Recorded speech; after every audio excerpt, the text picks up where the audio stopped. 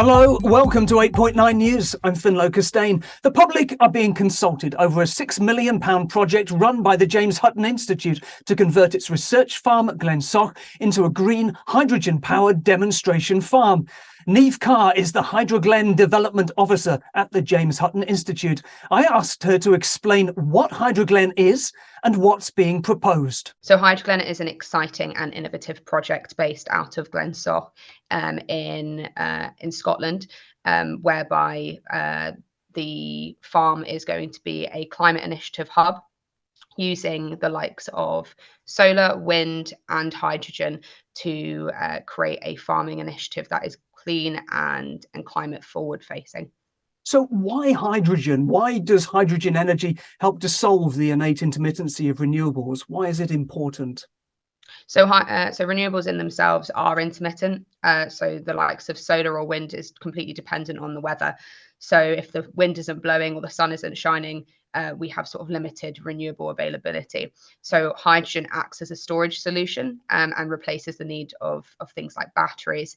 So on the site for Hydro-Glen, we will have a grid connected project, and also this will be connected to a PV solar system and an onshore wind turbine, and these renewable energies will then be stored via electrolyzer in hydrogen storage cells. So with that additional storage capacity, does that mean that the energy that's being produced from the solar PV and from the wind turbine, that you'll be able to use more of it, that less of it will be lost because there's more actually being stored in the hydrogen unit? And if so, how much energy will Hydro-Glen produce? So in terms of the actual capacity at the moment, I'm not certain of that.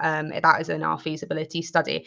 However, the renewable energy generated on site, like I said, will be stored in as hydrogen, but this will be able to facilitate all of the energy needs of the 6 cottages on site, the 9 farm buildings and the 12 vehicles that are used on the farm on a daily basis. Not only this, we're expecting that there's going to be more energy generated. So the main idea is that this hydrogen that's stored in these canisters will be able to be used in a refueling station. So those in the local area that might want to invest in hydrogen vehicles will come onto the site and be able to refuel their cars. Or we can sell the canisters to homes that have hydrogen boilers, or to other facilities in the local area, such as the Aberdeen Bus Group, where they have hydrogen vehicles. So the scope really is there for this to be able to be expanded on a local level as well as a national level. It's interesting. And, there's a lot of preconceived ideas around hydrogen. Is it dangerous? So we've done our risk assessment and we don't believe that it is. Natural gas as well has its risks, just like hydrogen. However, moving forward, we don't see that there's any high risk at all. We've been given a low and moderate risk level for what we're doing on the Hydro-Glen project. So how easy is this sort of kit to set up and maintain?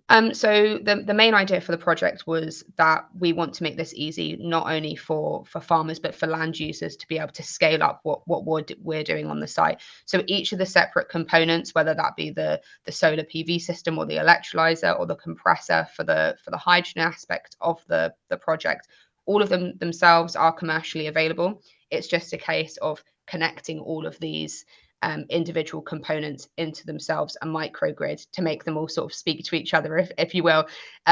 So for us, we're not generating anything new in terms of the component level. It's just a case of connecting them all and making this sort of an innovative project in itself. So you're expecting that, having installed and researched this on the 1,000-acre site at Glensoch, that the technology will be scalable both downwards and upwards for farms of different sizes, each with different energy needs. Yeah, absolutely. So when we finalize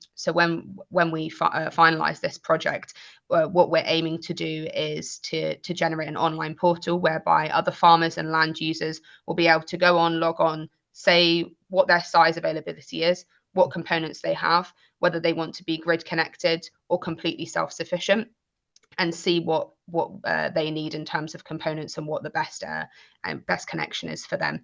So really this can be scaled up, down, and you can take away things like the solar aspect or add more wind turbines if you want. So really the limit is endless. That was Niamh Carr from the James Hutton Institute. More about this and our other headline news on our website, 8.9.com. That's all for now. We're back next week. Thanks for watching.